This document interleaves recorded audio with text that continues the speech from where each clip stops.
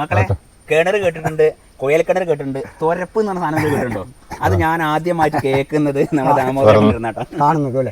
അതും കാസർഗോഡിന്റെ മക്കള്, കാസർഗോഡ് നിന്നാണ് ഇപ്പൊ തുരപ്പ് എന്ന് പറഞ്ഞ സാധനം. തുരപ്പിലൂടെയും വെള്ളം കിട്ടും. ഹായ് മക്കളെ, കാസർഗോഡ് ജില്ലയിലെ കരുവേടകം വില്ലേജിലെ കുറ്റിക്കോൽ പഞ്ചായത്തിലാണ്.